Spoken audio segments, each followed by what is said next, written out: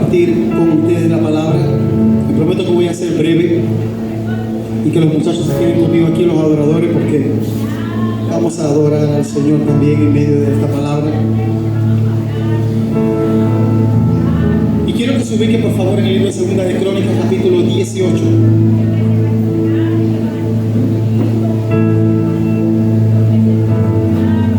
Segunda de Crónicas, capítulo 18. ¿Cuántos la tienen? ¿Cuántos tienen la cita? Amén. Vamos a leerla. Mire, yo tengo aquí la versión de traducción del lenguaje de la TLA. Quiero que escuchen esta versión, que usted va a tener ahí, Reina Valera. Escuche lo que dice esta versión, la leo en el nombre del Padre, del Hijo y con la unción de su Santo Espíritu. ¿Cuántos dicen amén? Dice: Josafat llegó a ser muy rico y poderoso y se casó con una hija de Acab, quien en ese momento era el rey de Israel y vivía en Samaria. Pasados algunos años, Josafat fue a visitar a Acab. Para celebrar la visita de Josafat y sus acompañantes, Acab mandó a matar muchas ovejas y reses. Luego, Acab trató de convencer a Josafat de que atacaran juntos la ciudad de Ramot, en la región de Galaad. Esa ciudad pertenecía al rey de Siria. Acab le dijo a Josafat: ¿me ayudarías a quitarle al rey de Siria la ciudad de Ramot de Galaad? Y Josafat le contestó: tú y yo somos del mismo pueblo, así que mi ejército y mis caballos están a tu disposición. Pero antes de ir a luchar, averigua si Dios está de acuerdo. Entonces el rey de Israel reunió a los profetas, que eran alrededor de 400, diga conmigo 400, y les preguntó: ¿debo atacar a Ramot de Galaad para recuperarla? Los profetas contestaron: atácala, porque Dios te la va a entregar. Pero Josafat dijo: ¿no hay por acá otro profeta de Dios al que le podamos consultar? El rey de Israel le respondió: hay un profeta al que podemos consultar, se llama Micaías y es hijo de Imla, pero yo lo odio porque nunca me anuncia cosas buenas, sino siempre cosas malas. Y Josafat le dijo, no digas eso. Entonces el rey de Israel llamó a un oficial y le dijo: trae pronto a Micaías, hijo de Imla. Acab y Josafat llevaban puestos sus trajes reales. Escuche bien esto. Estaban sentados sobre sus tronos en un lugar alto a la entrada de Samaria. En ese lugar se le quitaba la cáscara al trigo, y delante de ellos estaban todos los profetas dando mensajes.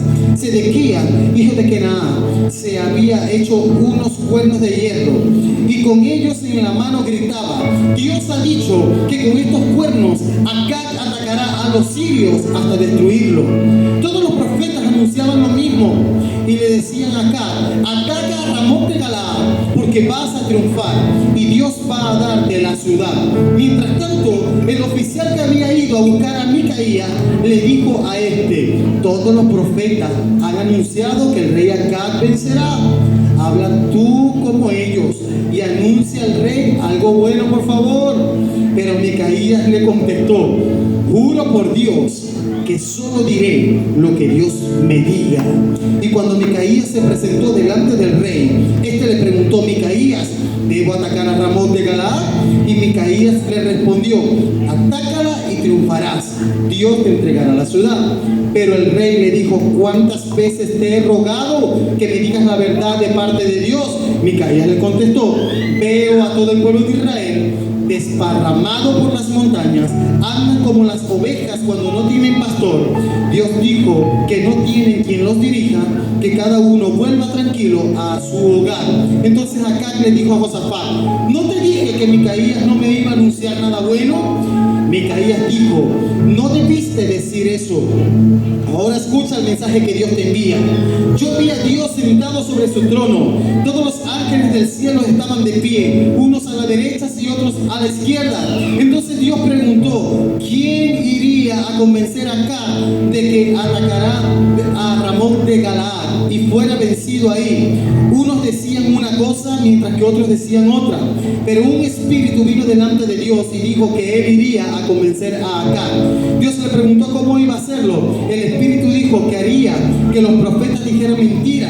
Dios le permitió ir y hacer que los profetas dijeran mentira para convencer a Acab. Así que Dios ha decidido decidido que en esa batalla seas derrotado. Entonces Sedequías, hijo de Kenaán, se acercó y le dijo a Micaías, le dio a Micaías, escuche bien, una bofetada en la cara y le dijo: ¿cómo te atreves a decir que el Espíritu de Dios me ha abandonado y que ha hablado a ti? Y Micaías le contestó: cuando se cumpla lo que dije, te darás cuenta de que he hecho la verdad y tendrás que esconderte donde puedas. El rey de Israel ordenó: llévense preso a Micaías, entréguenlo a Amón, el gobernador de la ciudad, y a mi hijo Joás. Díganle que lo pongan en la cárcel y que no le den más que pan y agua hasta que yo regrese sano y salvo de la batalla. Micaías dijo: si tú regresas sano y salvo, significará que Dios no ha hablado por medio de mí. Después, dirigiéndose a todos, agregó: tengan en cuenta lo que hoy les he dicho. Amén. El Señor añada autoridad en mi boca para poder enseñar esta palabra con sabiduría en este corto tiempo y transmitir un mensaje vivificador, y que usted lo pueda abrazar, que usted lo pueda poner en práctica y que pueda multiplicarlo en la vida de otras personas también. Amén. Los que tuvieron la oportunidad de acompañarnos el viernes en el aniversario de Manuel, el deseo de las naciones, pudieron escuchar el mensaje que el pastor Edwin compartía, y era un mensaje que estaba de una u otra forma relacionado con este mismo personaje. Hoy el pastor Edwin va a hablar de Josafat. ¿Quién fue Josafat? Rey de Judá, fue el cuarto rey de Judá. Aquellos que hemos leído historia bíblica, sabemos que en algún momento la nación de Israel estuvo dividida y había dos reinos. Estaba Israel del norte, ¿verdad que sí? O muchos le llamaban la Gran Samaria, que eran prácticamente casi todas las tribus, y estaba Israel de Judá del sur, que era la tribu de Judá, y en esa tribu o en ese territorio que tenía un rey estaba Josafat, ¿okay? Que es el personaje del que yo estoy comentando en este momento. La escritura nos enseña, hermano, lo que yo compartí el viernes en la otra congregación, porque el nombre del aniversario de Manuel, el deseo de las naciones, fue: no es vuestra batalla, no es vuestra la batalla, sino de Dios. No es vuestra la guerra, sino de Dios. Y ese fue el mensaje que el pastor me llevó para compartir con las personas que estaban allá. Y compartí quién fue Josafat.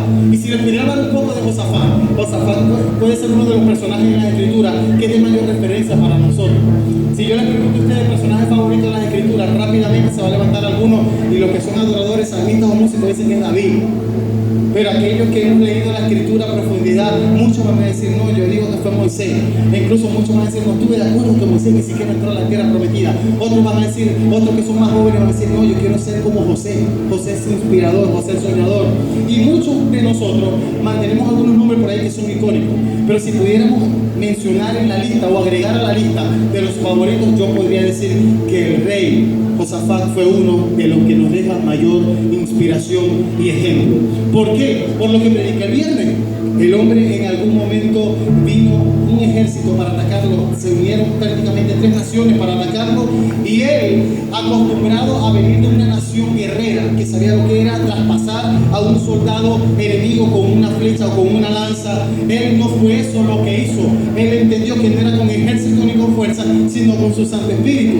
Y sabemos lo que aconteció en medio de esa historia, que no es eso de lo que voy a predicar, pero el hombre proclamó ayuno en medio de todo el pueblo, involucró a todos, porque él entendió que no iba a ser con su propia fuerza, sino que en el acuerdo hay poder, y convocó a toda la nación, convocó a toda Judá, a toda Jerusalén, frente al templo, en el atrio, para hacer un ayuno delante de la presencia del Padre y buscar respuesta. ¿Y cuál fue el resultado final de esto? Que el Señor confundió a los enemigos y estos 3 ejércitos se mataron, y Josafat como rey vio la gloria del Señor. Pero si nos vamos, eso está en el capítulo 20 de Segunda de Crónicas, pero si nosotros nos vamos un poquito más atrás, que es lo que el pastor acaba de leer, nos vamos a encontrar en los inicios del reinado de Josafat. Josafat viene de heredar el reinado de su padre. Su padre, Asa, fue un rey que también fue de gran inspiración, porque Israel le dio la espalda al Señor. Israel, muchos de los reyes de Israel buscaron concubinas que eran de otras poblaciones, que eran paganas, y algunas de esas mujeres traían prácticas y levantaban altares a dioses de Baal, a dioses que a Dios no agradaba. Esto trajo una gran contaminación sobre Israel, y sobre Judá no escapó de esta realidad.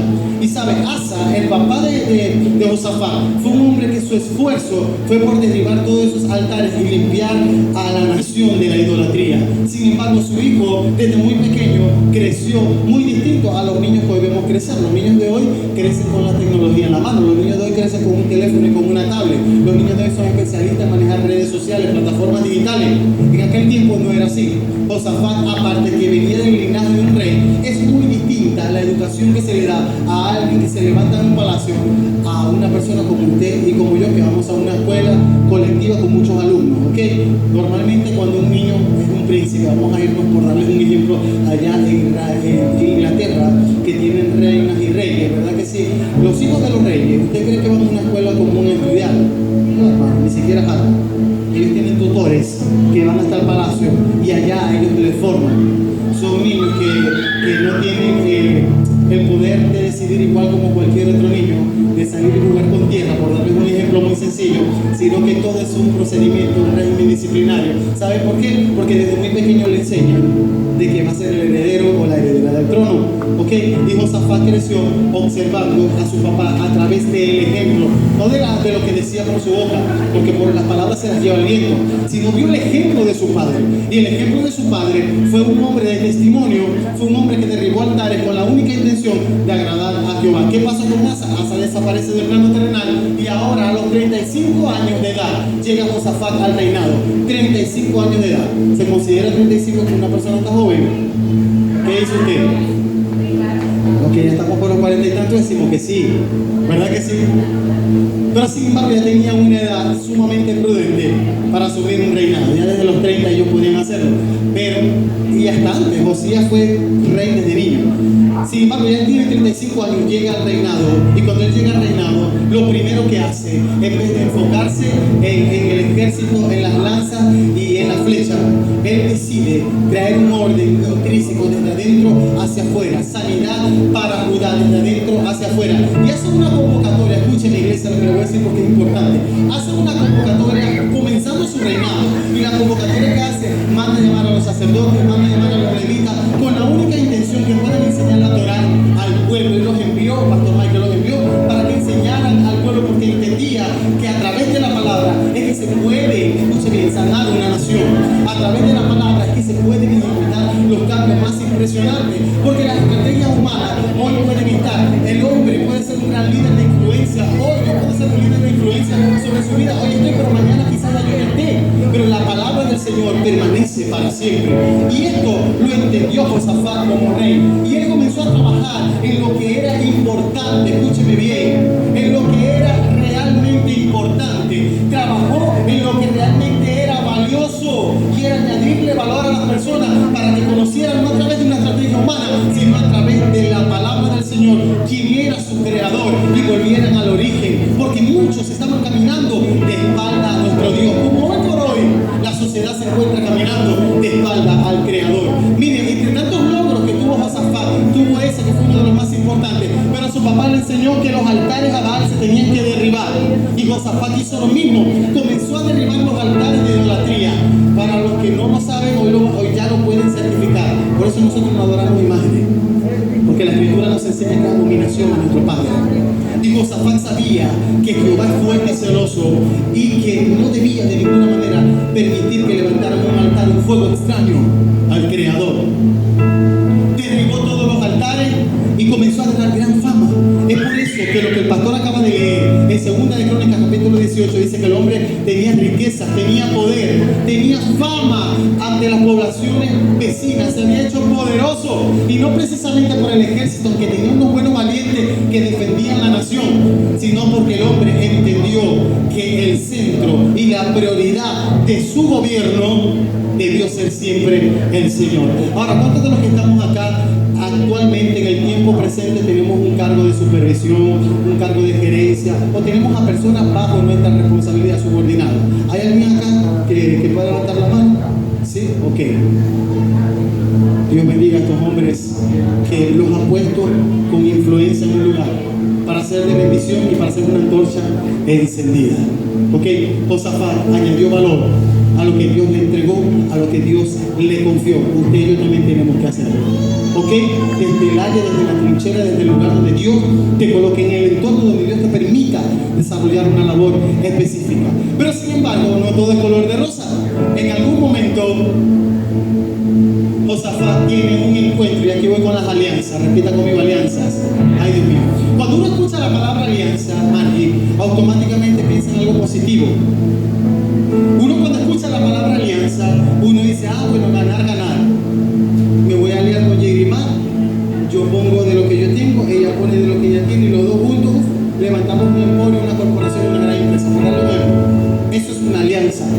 Una alianza puede ser que yo le diga a Margie, tú no solamente eres mi prima, los dos somos adoradores, vamos a aliarnos, vamos a crear un nombre y salimos por ahí. Adorar al Señor, una alianza. ¿Ok? Y resulta que Josafat visita a Acab. Y Acab le hace una propuesta. ¿Quién fue Acab? La gente que lee Biblia. Acab reinaba en Israel del norte, ¿verdad que sí? Pero ese Acab del que les estoy hablando es el mismo, en la jerga zuliana, el mismo Palomino Vergara, que se dejaba gobernar por una diabólica esposa que tenía. ¿Cuántos lo saben? ¿Quién era esa esposa? Que es una de las mujeres de la Escritura que aparece más repudiada por su conducta, por su maquinación. Acá era el esposo de Jezabel. Ahora, ¿quién mandaba en el reinado? ¿Quién mandaba en casa? Mandaba Jezabel. ¿Quién era esa Jezabel? ¿Será que esa Jezabel era la misma que persiguió al profeta Elías? ¿Será que esa era la misma Jezabel que quiso acabar con todos los profetas de Jehová? ¿Será que esa fue la misma Jezabel que mandó a matar a aquel hombre que no quiso entregar su viña? ¿Sí se acuerdan? Ahora, Josafat tiene un encuentro con Acab. Y Acab le hace una propuesta de aliarse. Y le dice, ¿qué te parece? Tómate un té conmigo, tómate un café conmigo. ¿Qué te parece si llamamos un acuerdo, una alianza en la que los dos ganemos? La alianza es la siguiente. Yo tengo riñas, tengo problemas, tengo conflictos con los sirios. Y hay un territorio que me gusta muchísimo y que lo quiero conquistar. Se llama Ramón de Galaad. Y pertenece a los sirios. ¿Qué tal si nos aliamos entre los dos, unimos fuerza y tomamos el territorio? Ahora, llama la atención lo que Josafat le respondió al principio. Josafat le responde y le dice, somos los mismos. Mi ejército es tu ejército y tu ejército es mi ejército. En pocas palabras, vamos a darle para adelante. Sin embargo, el hombre como que después reaccionó, porque hay una diferencia entre accionar y reaccionar. Y después que reacciona, yo digo que la conciencia o el mismo espíritu llegó a él y le hizo pensar, pero, vamos a consultar primero con Dios. Sin embargo, ya el hombre, en su corazón, ya la alianza estaba hecha. Porque hay alianzas que no son por escrito, pero hay alianzas que alinean las almas. Ay, Dios mío, aquí voy con esto. Usted sabe algo, hermano. Nosotros no somos como los ciudadanos comunes a pie que no tienen a Cristo en su corazón. Desde el momento que tú decidiste entregarle tu vida a Cristo, el pastor entonó una alabanza al principio que se llamaba Ven y toma tu lugar, ¿se acuerdan? Y usted la repitió y la repitió y lo dejé solo que la cantara, porque ahorita se la voy a sacar. Como la cantó bastante y yo lo observé, esa alabanza dice ven y toma tu lugar, pero ¿tu lugar dónde? Yo lo decía mientras la cantaba, ¿dónde? Toma tu lugar en mi corazón, toma tu lugar en mis decisiones, en mis pensamientos, toma tu lugar aún en mi propio criterio. Pero muchos de nosotros, escuche bien, muchos de nosotros a veces transitamos por un camino que nos parece ser derecho, pero el fin es un camino de muerte. Dios mío, pastor, ¿por qué te está diciendo eso? Porque hay personas con las que tú has hecho alianza y Dios no está en el asunto. Hay personas con las que tú estás aferrado a mantener una amistad. Escucha bien. Y quieres mantener una amistad con esa persona, ¿verdad? Y tú estás consciente que esa persona te aleja del propósito de Dios. Tú estás consciente que esa persona maneja un lenguaje que contrista al Espíritu Santo. Tú estás consciente que cuando estás con esa persona, y le voy a hablar a los jóvenes, comienza a hablar en doble sentido. Y la parte sexual y la parte de distorsión sexual nunca falta.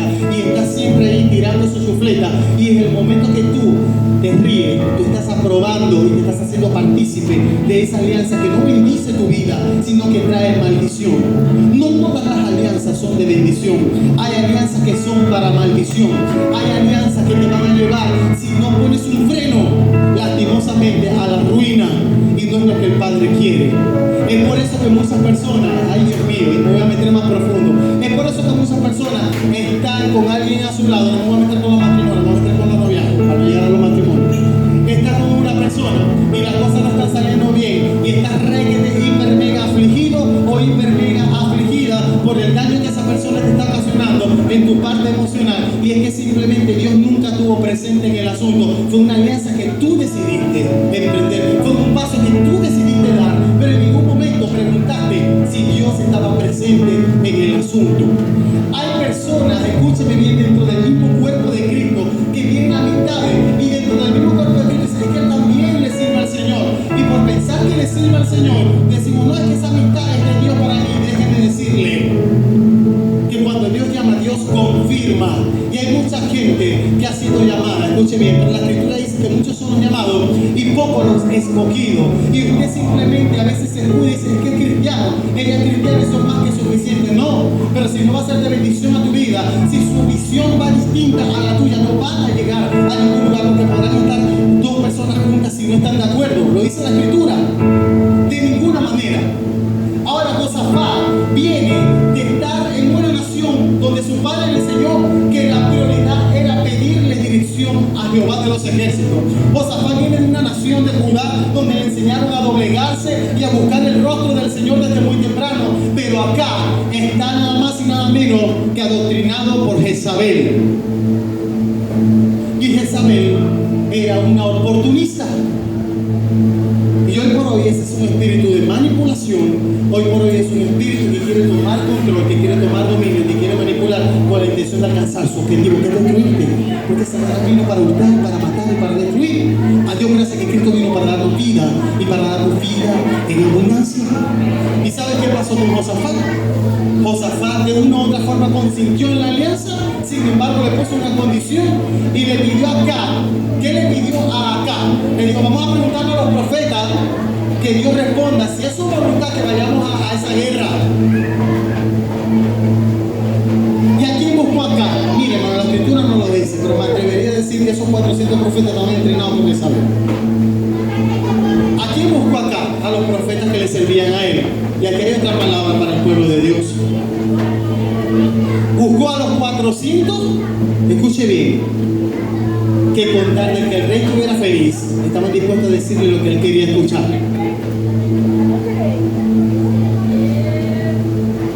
Si tu fortaleza consiste, si tu confort y tu estabilidad y tu felicidad depende de tener gente a tu lado que te sople y te tire flores, estás mal. ¿Entendió lo que el pastor quiso decir? Si para ti tener paz y tener amistades preciosas que siempre te digan que eres el mejor y que todo lo que haces es extraordinario, tienen que encenderse las alarmas en tu vida. ¿Sabes por qué? Porque nosotros somos seres imperfectos. Y todos lo enseñamos en la escuela de discipulado. Todos tenemos un lado ciego. Y si no hay una persona como el profeta Natán que le llegó a David para confrontarlo en su momento, si no hay una persona que te ame y te haga salir de ese lugar ciego, imagínate tú un poco de focas a tu alrededor que lo que persiguen es un objetivo. Esos 400 profetas querían estar bien con ¿quién? Con el rey. Y por eso ellos le iban a decir al rey lo que el rey quería escuchar. ¿Y el rey qué quería el rey? ¿Qué quería el rey? Lo que muchas veces queremos nosotros, hermano. Cuando se nos mete algo en la cabeza, a más de uno de nosotros, decimos voy a montar este negocio. Y ya comenzamos a pensar lo que vamos a hacer, y comenzamos a hacer llamadas telefónicas, y vamos al banco y metemos una planilla para un crédito, y todavía no hemos orado para preguntar si Dios está en el asunto. Y a veces, me disculpa lo que les voy a decir, a veces somos tanto hipócritas en nuestro comportamiento, y me pasa que lo diga de esta manera. ¿Por qué? Porque tomamos una postura que no es la correcta. Decimos que Dios es el que tiene la última palabra en nuestra vida, pero ya nosotros vamos como un caballo desbocado.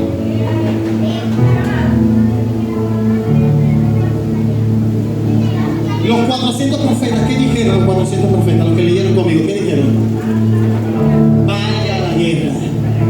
E incluso uno que se inspiró tanto, que se colocó unos cuernos de hierro y dijo, así como estos cuernos, con estos cuernos van a traspasar todos esos siglos.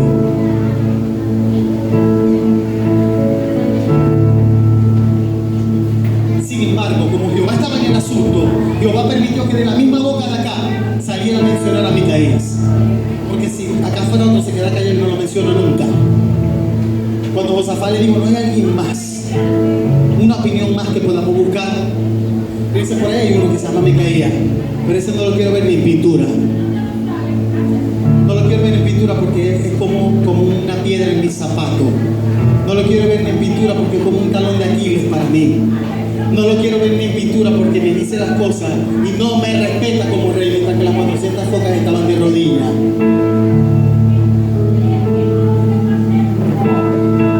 Llamaron a Micaías y mientras el siervo manipulador entrenado por Jezabel, porque eso no tiene otra explicación, fue a buscar a Micaías, que le dijo: te ha mandado a llamar el rey acá. Y sabe que le digo: cuidadito, porque ya los 400 profetas dijeron que debe ir a la guerra y que Jehová le va a dar la victoria.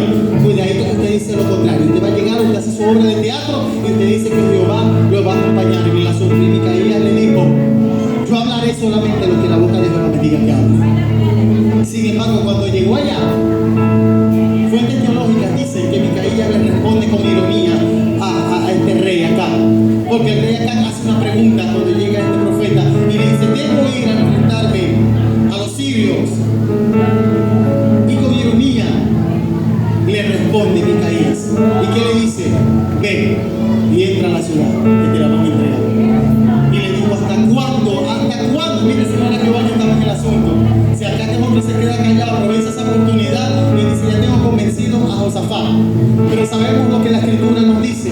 Y por haber provocado al profeta de Dios, ahora sí te voy a decir la verdad en tu cara. Y le dijo todo lo que iba a acontecer. Y para hacer más corta la historia, me voy a adelantar unos capítulos más adelante. Y le voy a decir lo que aconteció. Usted sabe cuál era el plan de acá. Acá te presenta al oportunista. ¿Usted sabe una persona oportunista? ¿Usted sabe cuando una persona es oportunista? La persona oportunista es especialista en solamente pensar en ganar ella. ¿Sabías esto? La persona oportunista quiere el mejor asiento. La persona oportunista quiere el mejor micrófono. La persona oportunista quiere el plato con más proteína. Pasaremos a comer un grupo de amigos 4 o 5. El oportunista está buscando con el plato más grande. Esa es una característica para que usted más o menos se vaya dando cuenta. El oportunista no sabe lo que es la honra. El oportunista es especialista en deshonra. A Dios gracias que no hay personas oportunistas. Pero acá tiene un oportunista influenciado por el mismo infierno, por Jezabel. ¿Y sabe cuál era la estrategia de acá? ¿Usted sabe cuál era la estrategia de acá? Acá sabía que se iba a enfrentar a uno de los ejércitos más grandes de la tierra, al ejército sirio. Está comprobado históricamente. Uno de los ejércitos más fuertes era el de los sirios. Y acá sabía que iba a ser cuesta arriba, Bexa. Acá sabía que muchos en primera línea iban a perder. Como estamos escuchando en estos últimos días, porque gente que quiere enviar a primera línea a las batallas. Y usted sabe cuál fue la maquinación del rey acá con el rey Josafat. Le dijo: yo te propongo que cuando lleguemos allá nos pongamos nuestros trajes de realeza con nuestras respectivas coronas. Nos pongamos nuestras coronas y entremos allá para que respeten y vean que los reyes llegaron. ¿Y sabe qué hizo Josafat?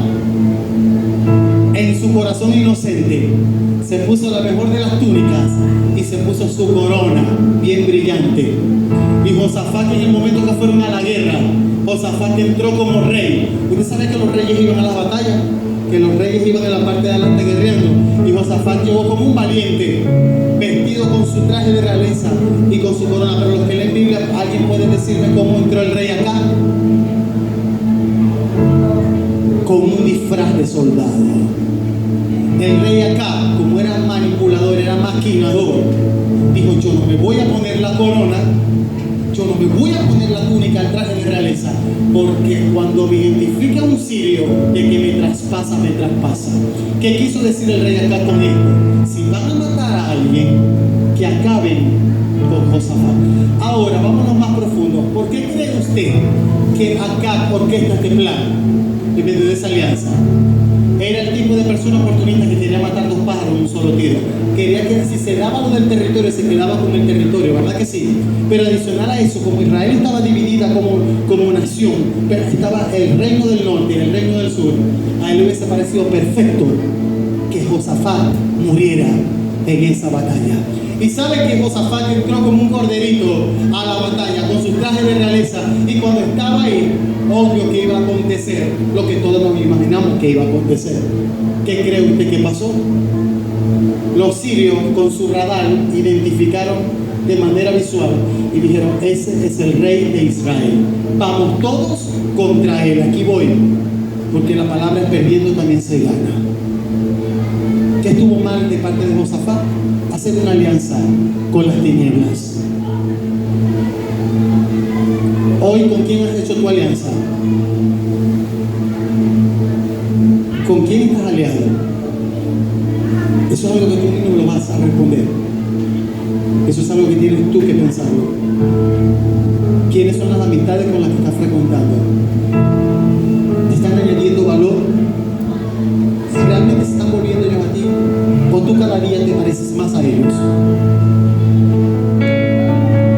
Quizás tus intenciones son buenas, tienes un corazón precioso porque Dios te diseñó así.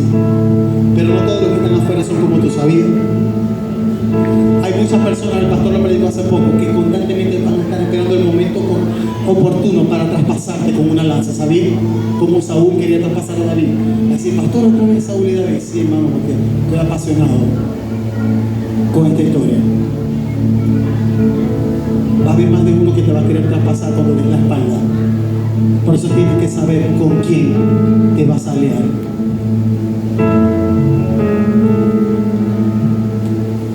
Y Josafat se consigue en aquel escenario y dice la escritura que Josafat fue rodeado por el ejército sirio errando y estaba listo para la batalla. ¿Qué creen ustedes que hizo Josafat? Si hubiese sido Joab, que era el capitán del ejército de David, se vuelve loco traspasando gente. Pero Josafat como rey, ya yo les hablé de la nobleza que había en su corazón. Ya yo les hablé de lo que hacía Joab cuando venía un ejército a atacar. Ya yo prediqué el viernes y le dije qué hizo Joab cuando 3 ejércitos se unificaron para venir a destruir a Judá. ¿Qué hizo Joab? Se doblegó ante el Padre. Y Joab, en medio de los sirios que estaban a punto de traspasarlo con lanza, Joab clamó a Jehová y pidió Josafat clamó a Jehová y pidió misericordia, que lo librara de ese duro momento. Ahora, ¿qué pasó con Josafat? ¿Jehová respondió sí o no? Jehová respondió. Jehová era especialista en confundir a los sirios. ¿Quién redarguye de pecado, justicia y juicio? A ver, ¿quién? Es el Espíritu de Dios el que lo hace. Y aquellos sirios entraron en confusión, fueron redarguidos y decidieron todos soltar la lanza y dejar al rey ileso sin tocarlo. Pero ¿sabe algo? Jehová nunca pierde. Jehová siempre está en el asunto. Y dice la escritura que quizás Acab pensó que la historia de Josafat terminaba ahí. Y resulta y acontece que Acab tenía el traje que utilizaban los soldados. ¿Y sabe cuál era el traje que utilizaban los soldados?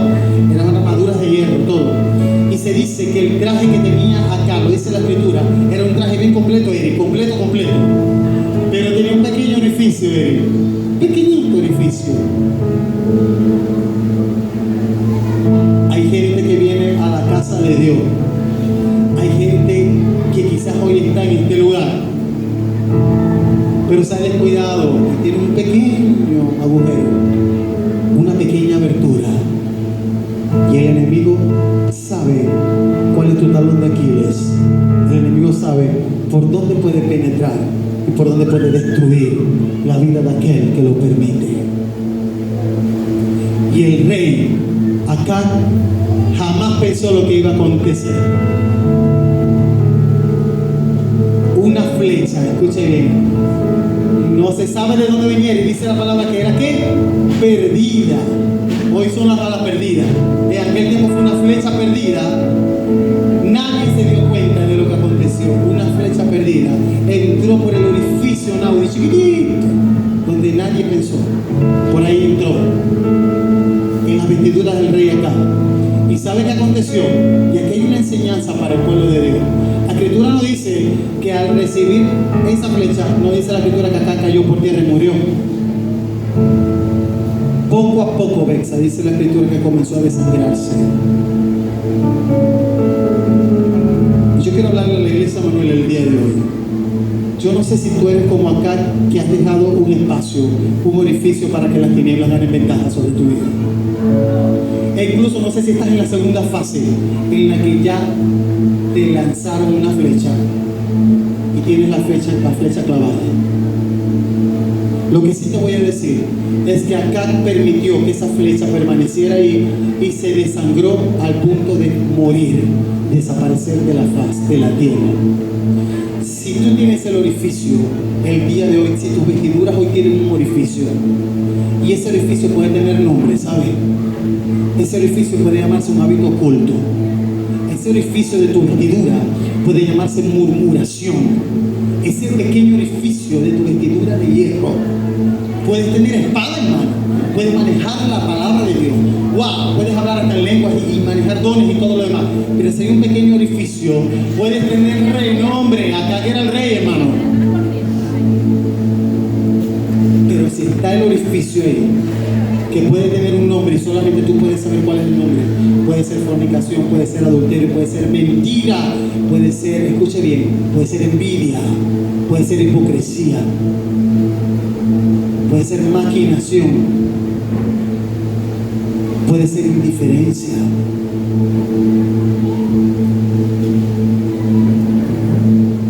Si en tu vestidura hay un orificio así, llegó el momento de cubrirlo, porque el enemigo viene como león rugiente buscando a quien devorar. Y como siempre se lo he dicho, iglesia Manuel, la maldición nunca llega sin causa. La maldición es como un gorrión, como un ave que está buscando un nido sobre el cual va a reposar.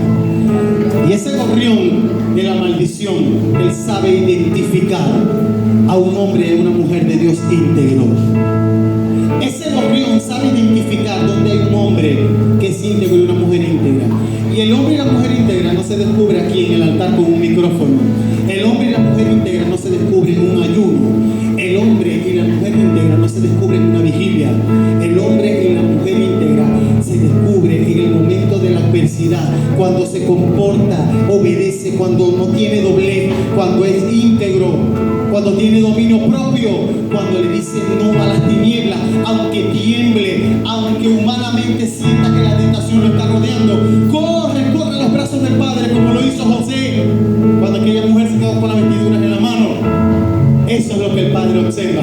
Ahí no hay ayuno que valga, ahí no hay vigilia que valga, ahí no hay voz hermosa que valga.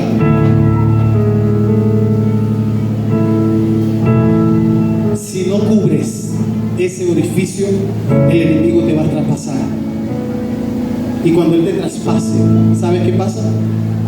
Algunas fuentes teológicas dicen que acá no le dio importancia a la herida. Se le olvidó que nosotros tenemos hemoglobina y eso tiene un nivel. Quizás en ese tiempo ni existían los bioanalistas. El hombre no sabía que si perdía mucha sangre podía morirse. Y hay gente acá, ay santo, ¿qué cree que tiene más vida que un gato? Hay gente acá que cree que se puede estar jugando con el pecado. Y hoy el Señor te trajo a casa para recordarte y para decirte que ciertamente estamos en el periodo de la gracia, donde el Cordero entregó su vida por ti en la cruz. Pero el alma que pecare, escuche bien, el alma que pecare ciertamente morirá. Porque el Señor está esperando un cambio en ti y un cambio en mí. No quiere que siga siendo el mismo. Y ya voy a culminar porque les prometí que iba a ser breve.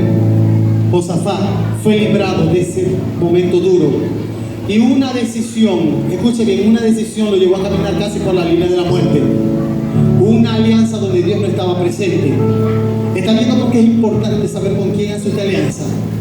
¿Está viendo por qué es importante las decisiones que usted toma que involucra al Señor? Porque si no lo involucra, puede correr el riesgo hasta de perder la vida. Pero el Señor lo libró. Había un propósito. Josafat no era su momento. Josafat iba a reinar por 25 años, un poco de años más. Pero Acab sí pereció. Y hoy por hoy queda como referencia a Josafat, como un hombre que se rindió delante del Padre. ¿Que se equivocó? Sí, se equivocó en una alianza que no fue para bendición, que fue para maldición. En el caso de Acab. Y aunque perdieron con los sirios, aunque acá quedó tendido en ese lugar y le tocó irse a Josafat, mira, así ven, agradeciendo el perdón de los sirios. Porque, escúcheme bien, cuando usted ir a una guerra es como que usted vaya a un ring de boxeo, ¿verdad? Y se vaya a enfrentar jugadores y los dos son súper favoritos y son experimentados y el oponente te tenga al piso y llega un momento que tú le digas al oponente, por favor, que misericordia, y el oponente te diga para atrás que le digo, dale, pues levántate y me vete. ¿Cómo se va a ir al que le dieron la oportunidad? Va a salir corriendo asustado, no se va a ir vencido, no se va con el sabor de la victoria. Josafat no se podía ir con sabor de victoria porque le perdonaron la vida. Por eso quiero decirle que de una u otra forma fue una derrota, ¿sí o no? Fue una derrota, murió acá, murió el rey de Israel. Y él tuvo que devolverse con el rabo entre las piernas y con el hocico partido, como diría el chavo. Pero perdiendo también se gana. Después venía su momento de promoción, vendría su momento de ver la gloria del Señor, y es ahí donde nació la famosa cita bíblica en 2 de Crónicas capítulo 20 versículo 15, que dice: no encuentra la guerra sino de Dios. El Señor peleó por Josafat, peleó por Judá y les otorgó la victoria. El Señor lo va a hacer por ti, el Señor lo va a hacer por tu familia, pero es importante que entienda con quién le vas a ir. Póngase de pie.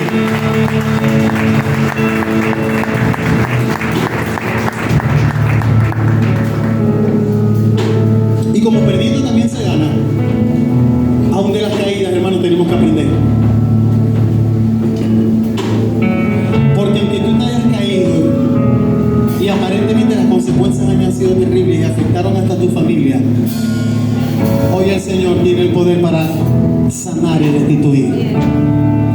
Mefibosé se le cayó de los brazos a la nodriza, a la que lo cuidaba, 5 añitos, quedó lisiado, pero lisiado, escuche bien, de una parte física, porque recuperó la herencia. Se sentó a la mesa del rey con David y ese era su lugar, un lugar de honra. Dice la Escritura que tú y yo estamos sentados con Cristo juntamente en lugares celestiales. Ese es tu lugar. Ahí es donde el Señor quiere que tú entiendas que debes estar. Amén. Así que tú no eres un perdedor, tú eres más que vencedor. Y por eso quiero, muchachos, que entonemos el himno de victoria, ¿les parece? Y usted me acompaña, ¿sí? El himno de victoria dice: cuando tú estés frente al mar y lo tengas que atravesar, llama a quién, al que tiene el poder. Esto es el himno de victoria. Mi alma te alaba, Señor. Eres el hombre que tuvo poder sobre el mar. ¿Quién es el que puede hacer el mar callar? En el momento de la tempestad te quiere hundir. Él viene con toda autoridad y manda calma. Es el hombre que tuvo poder de hacer a Israel caminar por entre las aguas del mar rojo. Hizo un camino en medio del mar para el pueblo de Israel pasar, y al otro lado con sus pies secos pudieron cantar el himno de victoria.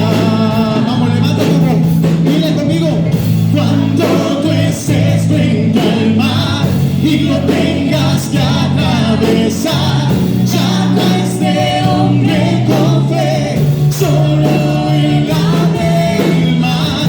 Hermano, no tengas temor, si detrás viene el faraón, al otro lado tú pasarás y ahí tú vas a entonar el himno de victoria.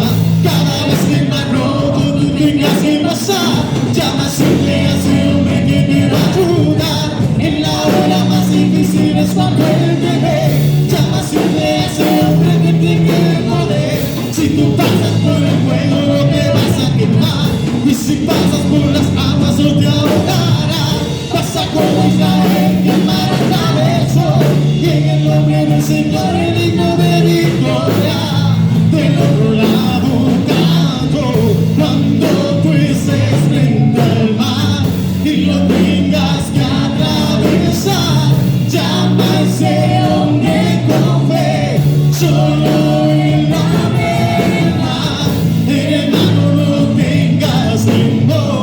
Gira